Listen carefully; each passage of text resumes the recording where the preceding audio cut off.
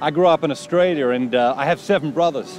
When I was growing up, I used to play in the sandbox with my brother Andrew. Andrew's 2 years older than me, and for a couple of years, we played together pretty happily in the sandbox. Each morning, my mum would come out and she'd draw a line down the middle of the sandbox, one half for Andrew and one half for Matthew.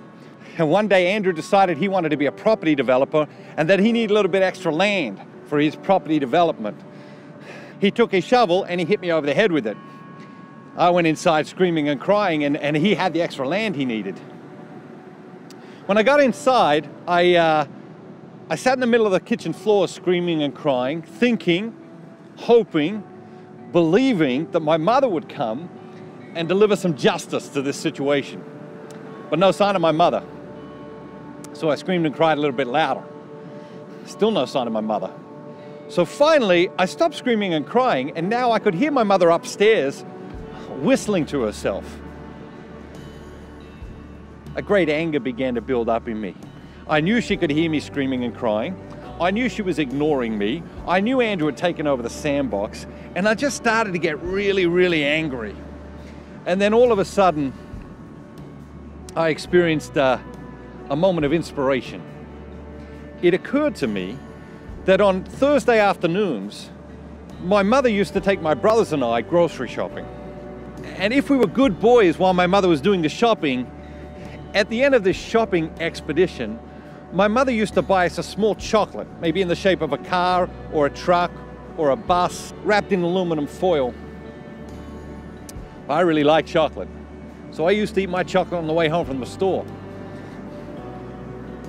But sitting in the middle of the kitchen floor this day, it occurred to me that my brother Andrew, he likes to collect things.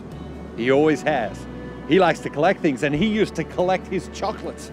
In fact, his chocolate collection had grown so vast that my mother had emptied the entire bottom shelf of the refrigerator to house his chocolate collection and to protect his chocolate collection from the hot Australian climate. As family legend would have it, there were 144 chocolates in Andrew's collection that morning. I didn't eat the chocolates straight away. First, I just took them all out of the refrigerator and I neatly arranged them in the middle of the kitchen floor. I had like a whole village.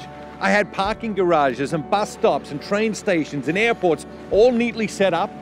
And then one by one, I began to devour Andrew's chocolate collection.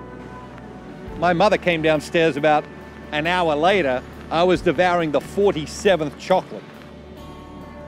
She walked into the kitchen. She looked at me. I looked at her. She screamed at the top of her voice, "What are you doing? What are you doing?" I think we all at different times in our lives need someone to walk into our lives and say, "What are you doing?" Of course, at sometimes God wants to walk into our lives and say, "What are you doing?" If you read the Old Testament, you look at what did the prophets do? They came to people and said, "What are you doing?"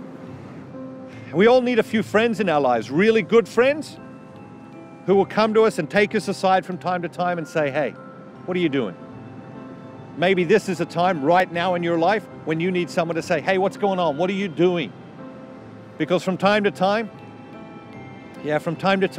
we all need to step back from who we are and where we are and what we're doing and take another look.